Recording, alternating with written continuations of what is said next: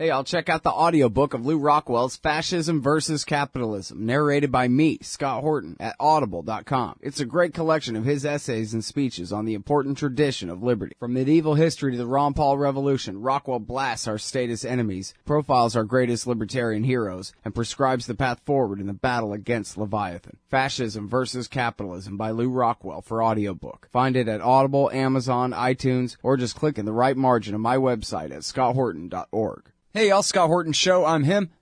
Check out the archives at scotthorton.org. More than 4,000 interviews now going back to 2003. scotthorton.org. Sign up for the podcast feed there.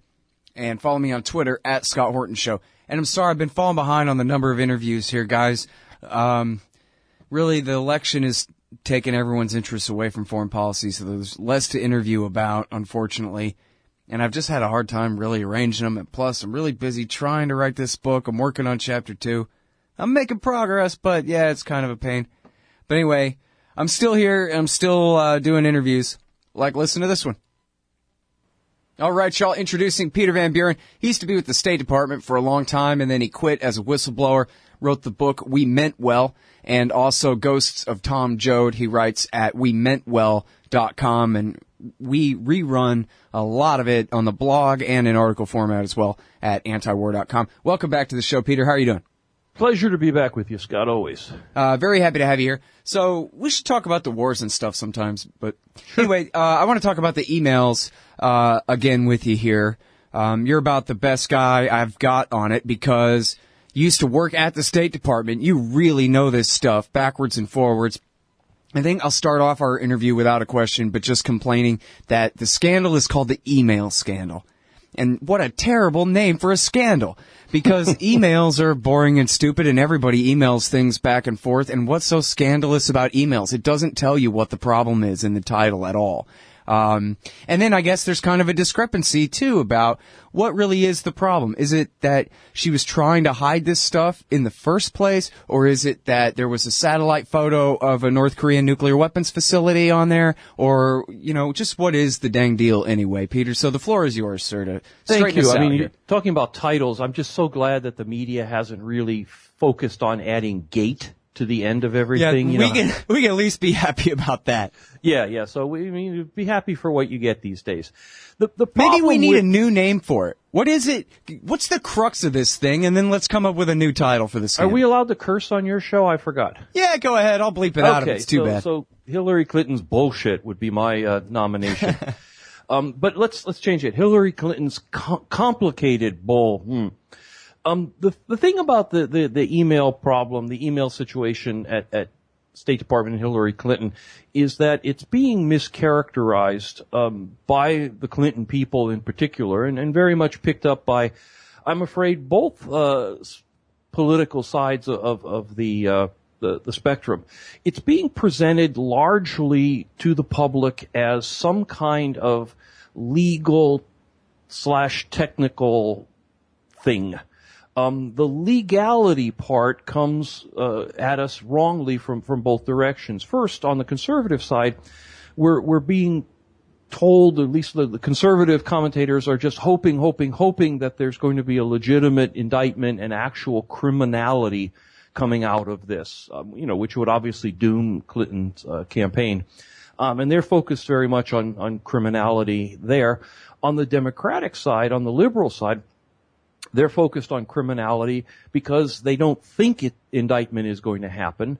And by setting the bar at criminality, whatever does come out of this will be, less severe. And while criminality is certainly an element of all this, the media on both ends of the spectrum miss that what this is really, really about is judgment, about decision making, about the kind of leader that Hillary Clinton was at the State Department, and therefore is reasonable to say will be as president. Mm-hmm. All right, now. Sorry. Go ahead. No, go. If we focus on leadership and judgment, then I think the whole thing becomes clearer, and a lot of this technical legal stuff become details that support the conclusion that she has very poor judgment and is not a very good leader. Right. Okay, now, so let me just to get the criminality aspect out of the way then. the problem, I think you've explained on the show before, anybody else at the State Department did what she did, they would be held criminally liable, right? So you're just saying that there's no point in really focusing on the criminality aspect other than just for illustrative purposes, because we know she's Hillary Clinton. We know the law doesn't apply to her. We know that there's 0% chance that she would be actually indicted and prosecuted for this. Exactly. And so setting the bar at criminality is foolish for both sides, because I cannot imagine, even in my most wishful thinking, that the Obama Department of Justice will indict the Democratic, presumptive Democratic nominee. But I just want to make sure the audience is clear of your point, that you're not saying, oh, come on, it's not that it's criminal, it's just that I don't like it. You're saying, oh yeah, it's criminal, but it's just that you understand that that level of law could never be applied to someone like her in this country, and therefore there are other points that also really need emphasizing too. Thank you for saying what I meant to say much clearer. I got you. I just want to make sure that people understand, because there's, as you said, the way you characterize the Democrats' position on this, I think is really apt here. That, if she's not going to be indicted, then it's no big deal at all. This is a great way to frame it from their point of view. It's kind of like, a rich white guy with great lawyers can murder his wife on TV, and he's not going to go to jail. So think of it that way. Anyway, the point here is that let's look at what the State Department Inspector General report said last week, and let's look at what we know has happened and apply that against the question of, does this person have the judgment and leadership skills to be the President of the United States? The State Department Inspector General report, and I want to emphasize that this is a dispassionate set of facts. These are not arguments, speculations. This is not crazy right-wing guy on talk radio saying something versus crazy left-wing guy on talk radio saying a different thing. These are facts that were uncovered through an investigation. If you read the full report, which I have, it's all footnoted. It's all marked clearly how they came to these factual understandings. The Inspector General that did the report was appointed by Obama. This is not a right-wing conspiracy, Anybody who hasn't read the report should just shut the hell up in commenting about it. I haven't read the report, and what the report says is that Hillary never sought any kind of approval for her email system. What she did was violation of the State Department regulations in place at the time that she did it. Hillary Clinton was proclamating information throughout the State Department telling her underlings not to do what she did. Hillary Clinton violated the Federal Records Acts that covered her by not creating proper federal records. Those are facts. Those are things that, in fact, approach criminality, though we're not going to talk about that word. But more importantly, they talk about judgment. And we're not even getting into the classified side of it. That's waiting for the FBI to announce, though I will be happy to touch on it. She violated the Federal Records Act. Just not a thing that you want your president to kind of walk into the office having done. She never sought permission or advice on technical matters far beyond her personal ability to understand that. That speaks to the quality of judgment and decision-making that she is capable of. It just isn't the thing you want your president to be. She violated the regulations of the organization she was leading. Again, lead by example, lead from the front. Well, that's not it, because at the same time, her office was pushing out memos and warnings to the entire State Department not to do what she was simultaneously doing. People will say, and I've heard this from some of her defenders on the left, well, look, she's Secretary of State. She's not supposed to know. It would be foolish to require her to know all the regulations, all those things like that. True, absolutely true. But that's why, as a leader, she had a responsibility to reach out to her very large organization and staff and say to them, here's what I want to do. Does it work? Does it make sense? Does it fall within the regulations? Is it a good idea security-wise? why shouldn't I do it? Why should I do it? How do I make sure that I'm covered and getting legal approvals? No one expects the head of an organization, whether it's the head of General Motors or the President of the United States or Secretary of State, to know everything. What you expect them to do is exercise excellent judgment, know what they don't know, and call for assistance and help when they need it, and delegate things properly. Hillary did not allow for oversight of her system. She personally decided who had access to it and who didn't. She personally cut off the entire State Department from interacting with her directly because the only people who knew her email address were a small group that she handed it out to. If anyone thinks that all adds up to good judgment and leadership skills, I guess they better vote for Hillary because they don't understand. But that's what this is really all about, separate from the issues of classification, which I'm happy to go back and talk about. Mm-hmm. All right, now, I saw a clip of, I guess, the Morning Joe show where Chuck Todd, who to me kind of represents that sort of that point of view, so buried in the numbers and the details that there's really not much kind of wisdom or perspective there or anything like that. He's kind of the most reliably dim kind of mainstream media guy that I can think of. I like that. Reliably dim. Yeah. I mean, any given time you turn his show on, right? Very interested in the number of Democrat voters in any given county, but no understanding of what any of it means. But anyway, I saw him even saying, geez, the thing that really gets me about this, guys, is that doesn't it seem like she did it in the first place in order to hide the emails away from everyone? And that it really wasn't. She says it was because of convenience, but I don't even like having to deal with the Wi-Fi in my house. How's it convenient to have a server in your house if you're not your own computer genius, kind of thing? And I thought, wow, once you've lost Chuck Todd, you're in real trouble here, because isn't that the real point? And isn't that the one that I guess may or may not, I don't know what the IG report says about it, maybe outside of its purview, that the reason that she did this was to cover up in the first place, to prevent as you said, the American people, journalists, whoever, from having access to her emails, which we supposedly, ostensibly own. Yeah. I mean, that's clearly what everyone says is the reason why she did it. The IG report doesn't really get into the why question. It simply reports what happens. However, one of the reasons they could not get into the question of why this was all done was because that Hillary refused to cooperate with the report. She made sure that none of her senior staff cooperated with the report.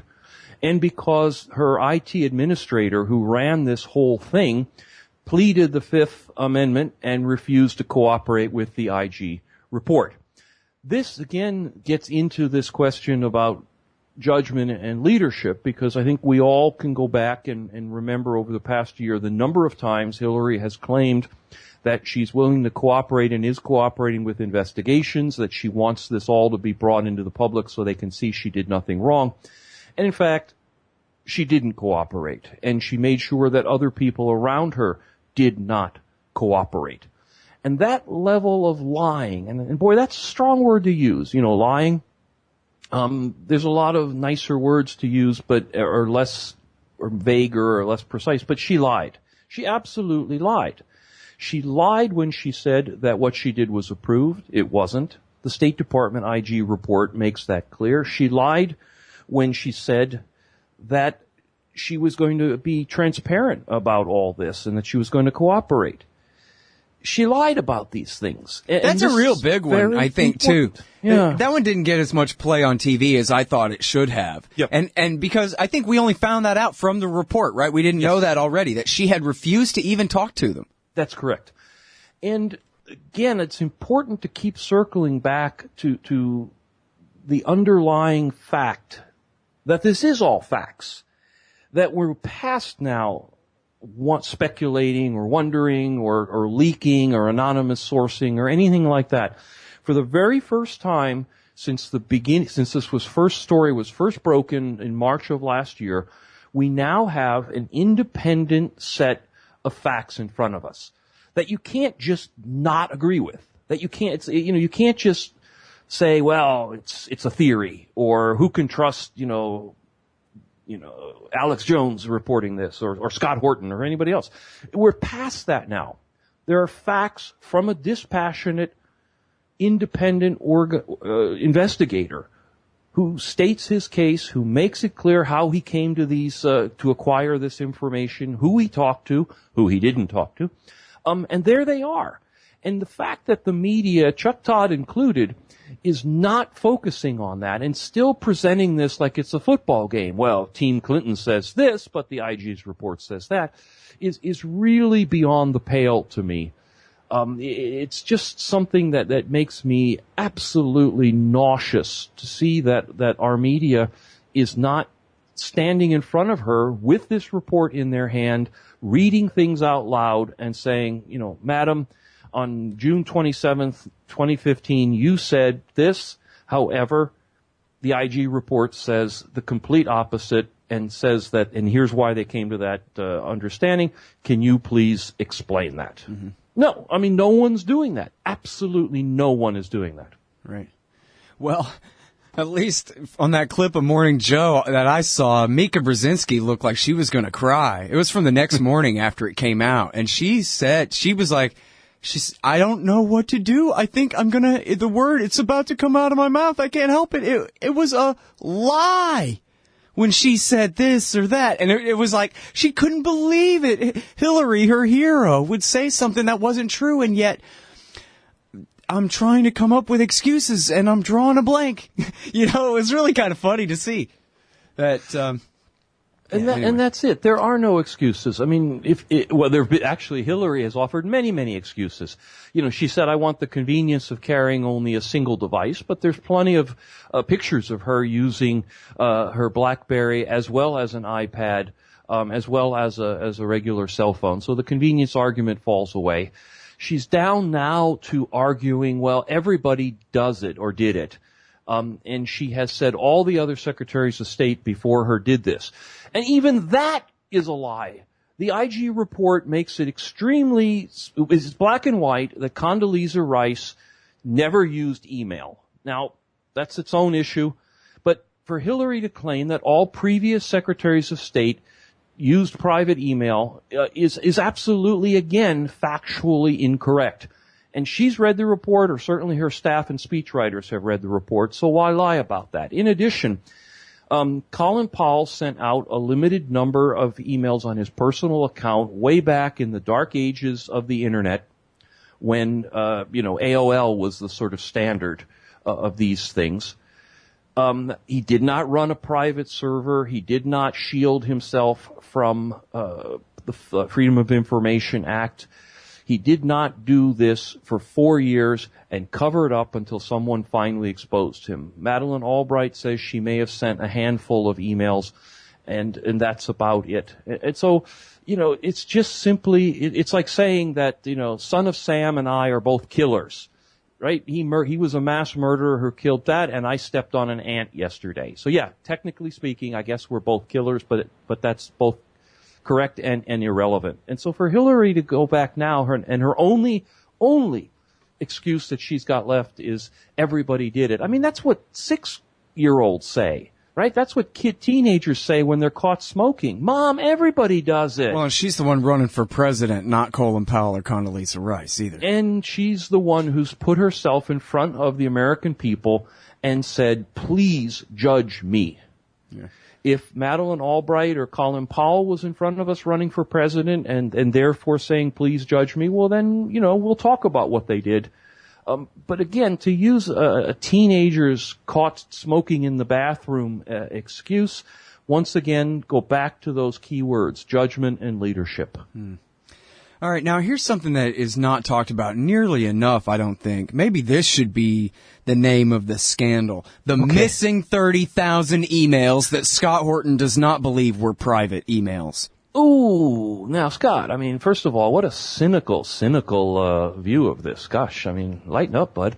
But yeah, okay, what about that? First of all, those 30,000 are not all that's missing. Keep in mind that we have absolutely nothing from Hillary's first 2.5 months in office, where she claimed she was using yet another server, this one run off of her old Senate office. Now, how long ago was she in the Senate? I don't know. And she claims none of those emails from her first 2.5 months in office exist anywhere on Earth, that she didn't delete them. They just disappeared somewhere. Someone deleted them or whatever. So we have no information on her first 2.5 months. Then you raise a critical point in that Hillary says that she deleted 30,000 some emails that she claims were quote-unquote personal. She did that with no oversight, no backup, no check, no one looking over. Actually, it was her lawyer who made the decisions, her lawyer's shoulder, and saying that. One of the reasons we have Federal Records Acts is that so that independent researchers and journalists and others can go back and look at what was said and done, and in fact sort through what is and isn't business and personal and all those other things. I'm sure if we could pull out some of those emails, some of them, of course, I agree with you. I made a joke about cynicism, are like, the so-called smoking guns. I mean, they just wanted to get rid of them. But I'm sure there's also a lot of them that had a combination of personal and business in them that Hillary just said, well, it's personal. Hey, I'm going to yoga class at 10 o'clock, and after that, I need to schedule that call with Netanyahu to discuss more cluster bombs. And that Hillary's people simply said, boom, personal email deleted. Right. The whole point is, what are our magic words today? Leadership and judgment. If that's the kind of person you want leading the country, you really, really need to rethink that. Yeah. Well, and that's not some far-fetched hypothetical either. Cluster bombs for Netanyahu to use on civilians. That is exactly the kind of thing that she's covering up in there. And again, it's the question of, is that the person you want leading your country? Is that the kind of person who makes those kinds of decisions? But now, Peter, they say that they've got those emails. They were backed up on the cloud, some server company, whatever, or I think I even read the FBI went and read her disk and said, yeah, nice try deleting these emails, but we've got them all. Didn't they leak that they have them all?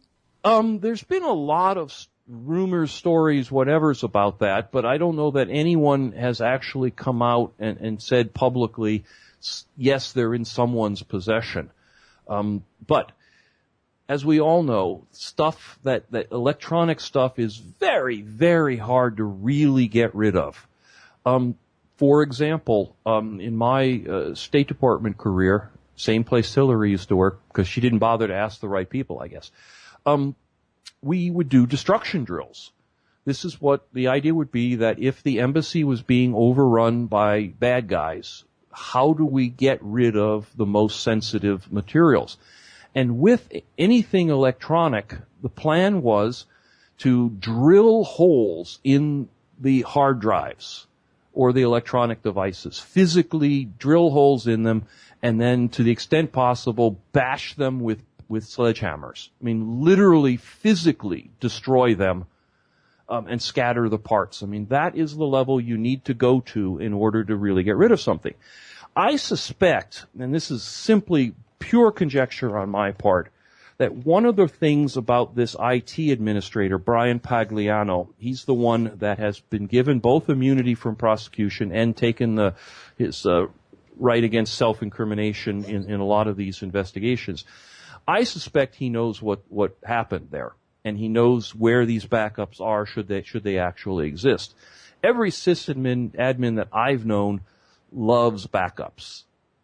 And always has another one out there someplace, because that's their job, right? Everything goes belly up, and somebody calls and says, gosh darn it, get our systems back online, and the sysadmin's job is to get them back online. And so they tend to be sort of, anally retentive people who always have a backup of the backup.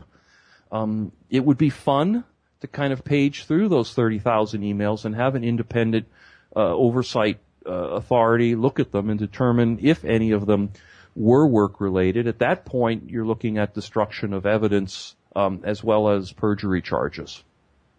Yeah. Well, and it's just guaranteed that there's all kinds of stuff in there about Libya and Syria and God knows what. And, so here's the thing. The real question is, so what happens? What comes next? This and that. I guess at some point, the Justice Department has to decide that they're not doing anything. And then at that point, we just hope that enough angry FBI pigs leak to Judge Napolitano all the things that they wish had been in the indictment. And then we see what happens politically, basically. I suspect that that's basically what will happen. The only thing I'll tweak on your prediction is I think that Obama will throw a bone out there, and that some low-level person will be slapped on the wrist in some way. I think Obama doesn't want to go down in the history books as saying, hey, gosh, all this smoke, but absolutely nothing really happened here. Thanks for playing. I think they'll pull somebody, and this guy, Brian Pagliano, is a great, he'll make a great patsy because he's already been granted immunity. So they can file, they can charge him with a million things, right up to, crimes against humanity, and there's nothing can be really done there. And he's kept his mouth shut with the Fifth Amendment, so that's that. So, I suspect I want to see a Saturday Night Massacre. I want to see a bunch of people saying, damn it, if the law was the law, she'd be under indictment right now. I quit. But I guess there's no honor at the DOJ. That ain't There's no honor, but more importantly, the key part of the Saturday Night Massacre was that you had special prosecutors appointed who worked, semi-independently of the Department of Justice. Obama has refused to appoint a special prosecutor in this case, and instead handed it over to the rank and file, including his own political appointee at the head of the Justice Department. So I predict, that you're going to see a patsy punished in some way. I think the big debate between the Hillary camp and the Obama White House will be how high up that patsy needs to be to kind of, keep both sides comfortable. You can imagine the argument going on. I think that someone in the FBI will leak parts of all this, because I think law enforcement tends to take crime, as a crime. And certainly I doubt Hillary has too many friends in the FBI. Right. The big variable in any of this, whatever happens, is timing. Yeah, exactly. And that's the killer here. If it happens before the convention, that gives Bernie an extra shot. If it happens after the convention, it has whatever effect it might have, but as the nominee at that point, Hillary has a lot of stuff behind her. If Obama really totally wimps out and holds it till after the election, well, at that point, you might as well just call it a coup. Yeah, I mean, that would really, I think you'd have some angry FBI agents leaking at that point if the higher ups were just dragging it out for political reasons. But that has to be the overriding factor in every bit of the conversation going on there, is how it affects her run for the presidency. Absolutely. And their timing of releasing not it. Say that matters. I mean, everybody in Washington is saying the official things, which is, investigations take as long as they take. And that's fine. I mean, that's what you expect the director of the FBI or the attorney general to say at this point. That's standard language for any investigation. But we know realistically that the longer this is delayed, the more political the delay becomes. The other thing that's interesting would be, and Trump has said it out loud, what we all know would be that if this report does take for some reason, till after the election and Hillary wins, the Republicans are going to begin impeachment hearings about an hour after the inauguration. And we'll see where that goes. Yeah. Hopefully they'll handle it better than they have the Benghazi hearings. Yeah, well, not much chance of that. I mean, to think of taking a scandal like the Libya war and reducing it all the way down to Benghazi, and then even reducing that all the way down to, did they blame it on a video or not, or God knows what, is only the Republicans could be so horrible about something. It was so horrible. Really shameful how badly they handled that. And they there was information in there that needed to be parsed out and needed to be discussed and needed to be independent of whether you think Hillary is the Antichrist or not or whatever. I mean, there was a lot going on in Libya and in Benghazi, and the Republicans had given themselves this very broad mandate, and then, as you said, sort of wasted it on arguing about whether a video or talking points were blamed in the wrong way or whether, people were manipulated. Yep. Yeah. Well, geez, as long as I have the opportunity, I'll go ahead and bring it up again because I just think it's the most important thing in the world is the series, 4 or 5 part series by Jeffrey Scott Shapiro and Kelly Riddell in the Washington Times. Printer versions are actually okay for your browser. Their website is a disaster, but the printer versions are good. And they did a 5-part series, 4 or 5 part series in February of 2014. Nope. 2015, about Libya and how they lied us into it and how they knew Al-Qaeda were on the side of the rebels that we were backing all along and how the CIA and the DOD tried to stop her and she stopped them and they tried to negotiate after the war had started. They were talking with Gaddafi's son and she quashed that. Trying to arrange an interview with Dennis Kucinich because he plays a part in it as well. There's a recorded phone call of him talking to Gaddafi's son and Gaddafi's son is telling him the truth, and Kucinich is going, oh my God. And it's really something else, man. I mean, that, if the Republicans would just read the Washington Times, is that asking so much? They would, but of course it was their war too, so. Yeah.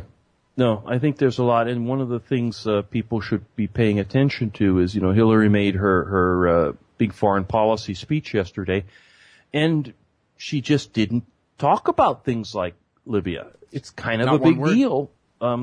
In that it gets, again, to her judgment and decision-making, and it gets to the idea that Libya is still going to be a big mess that the next president, whoever he or she is going to have to be dealing with. And leaving that out of a major foreign policy speech, again, tells you much about it. I have been, there's been articles online, and I haven't read both versions of her autobiography, Hard Choices.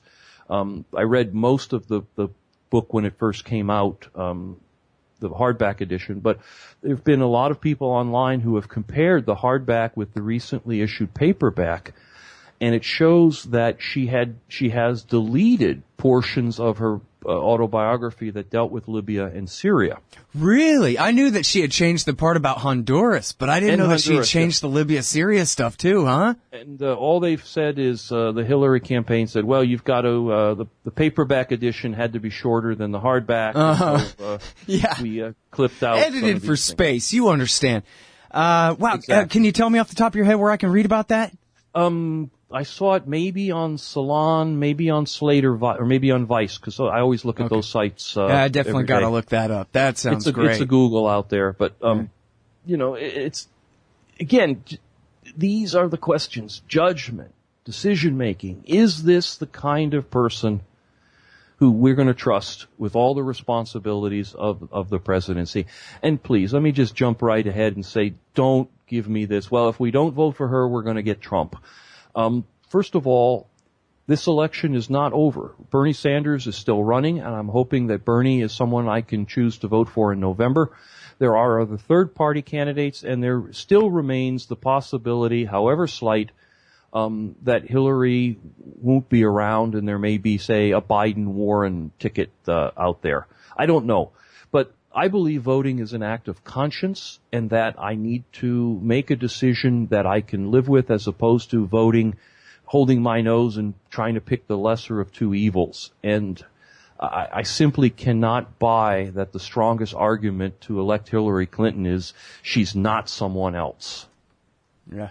Well, that's usually the way it goes. Barack Obama had people fall in love with him and that kind of thing. But the standard dynamic is Bush versus Gore. That I hate the Bush family more than I hate Clinton Gore, or I hate Clinton Gore more than I hate the Bush family. I mean, that was the only arguments for either candidate in 2000. What does that say about our democracy? Sucks. It's an empire. It's corrupt. Anyway, listen, man, I love talking with you, Peter. You're great, and I'm sorry that we're out of time. I got to go, but I'd like to interview you again sometime about Hiroshima. You've been writing a lot of great stuff about that. Yes, be happy to come back and talk about that. There's important things to say. Thanks again, Scott. If nothing else, we'll do it in August. Perfect. Good Okay, timing. hey, listen, man, thanks very much. I appreciate it. My pleasure. Bye-bye. All right, y'all, that is Peter Van Buren, formerly with the State Department. He wrote a book called We Meant Well, which is sarcastic, and also Ghosts of Tom Joad. Read his great blog at wemeantwell.com, and we run pretty much all of it on the blog at antiwar.com/blog as well. Thanks. All right, y'all, sign up for the podcast feed at scotthorton.org, or check out the archives there and download them however you like. scotthorton.org.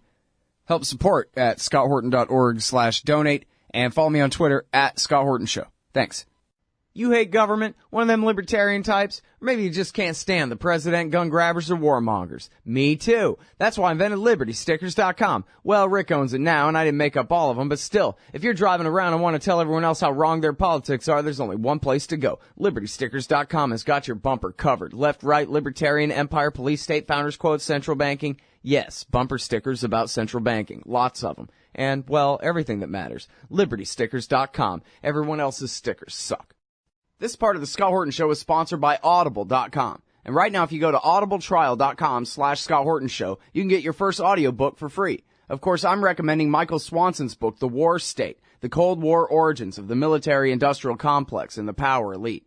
Maybe you've already bought The War State in paperback, but you just can't find the time to read it. Well, now you can listen while you're out marching around. Get the free audiobook of The War State by Michael Swanson, produced by Listen and Think Audio at audibletrial.com/Scott Horton Show.